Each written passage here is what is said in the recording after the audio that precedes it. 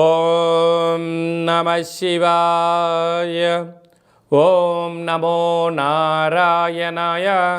ఓం శ్రీ స్వర్ణాకర్షణ కాళభైరవాయ నమో నమః. ఓం శ్రీ నరదృష్టి నివారణ కాళభైరవాయ నమో నమః. నమస్తే అస్తు భగవన్ విశ్వేశ్వరాయ మహాదేవాయ త్రయంబకాయ త్రిపురాంతకాయ త్రికాగ్నికాలాయ కాలాగ్నిరుద్రాయ నీలకంఠాయ మృత్యుంజయాయ సర్వేశ్వరాయ సదాశివాయ శ్రీమన్మన్మహాదేవాయ నమో నమః. ద్వాదశ రాశుల్లో గ్రహ గమనాల్ని ఒకసారి వీక్షింపచేద్దాం.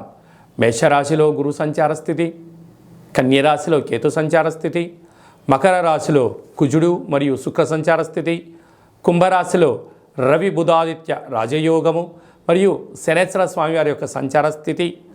ఏడాది తర్వాత రవి భగవానుడు కుంభరాశిలో సంచారము, 30 సంవత్సరాల తర్వాత శని భగవాని చేత రవి తన స్వక్షేత్రమైనటువంటి శని భగవాన్తో కలిసి సంచారం చేయడము ఇది ఒక యోగదాయకం అని చెప్పి గమనించగలగాలి.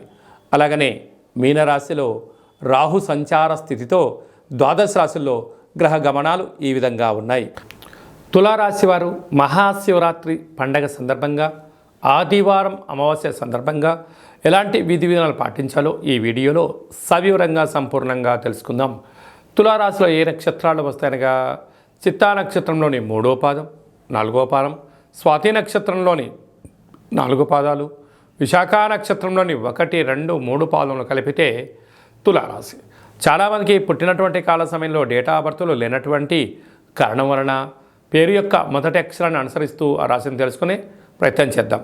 అవి ఏ అక్షరాలు అన్నట్లయితే రా, రీ, శ్రీ, రు, రే, రో, తా, తి, తు, తే అక్షరాల వారందరూ కూడా తులారాశి జాతకులు. తులారాశి యొక్క అధిపతి శుక్రుడు. ఈ శుక్ర భగవానుడు తెలుపు వస్త్రాలకు, అద్భుతమైనటువంటి అదృష్టానికి, ఐశ్వర్యానికి యోగకారకుడు, కళ్యాణకారకుడు, విలాస గృహ భవన నిర్మాణ కార్యక్రమాలకు అధిపతి ఆయనే శుక్ర భగవానుడు.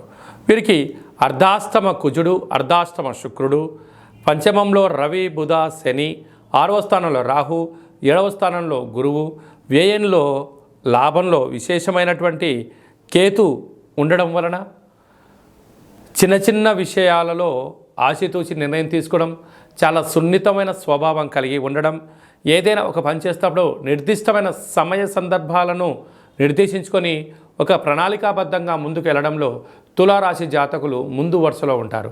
కాకపోతే ఎవరైనా ఏదన్నా వీరు చేసేటప్పుడు ఆటంకాలు ఏమైనా చెప్పినట్లయితే అది ధర్మం అనిపిస్తే వీరు స్వీకరిస్తారు, అధర్మం అనిపిస్తే వీటిని వ్యతిరేకించే పరిస్థితి కూడా అధికంగా ఉంటుంది. కనుక ఇలాంటి కాల సందర్భంలో మహాదేవుడికి పంచామృతముల చేత, తెల్లటి విభూతి చేత, బొబ్బర్ల చేత మహాదేవుడికి అభిషేకం చేసుకుని ఆ బొబ్బర్లను బ్రాహ్మణోత్తములకు కానీ గోమాతకు కానీ ప్రవహించే నీటిలో సమర్పించినట్లయితే కుజదోషము, గ్రహదోషాలు తొలగిపోతాయని చెప్పి గమనించాలి. ఆదివారం అమావాస్య సందర్భంగా తెల్ల జిల్లేడు వృక్షం దగ్గర తెల్లటి పుష్పాల చేత అభిషేకం చేసుకోవడం, అలాగనే కాళభైరవ స్వామి వారికి కూష్మాండలో దీపాన్ని పెట్టడం, కాళభైరవ హోమంలో పాల్గొనడం వలన నరదృష్టి, శత్రు ప్రభావాలు కూడా తొలగిపోతాయి.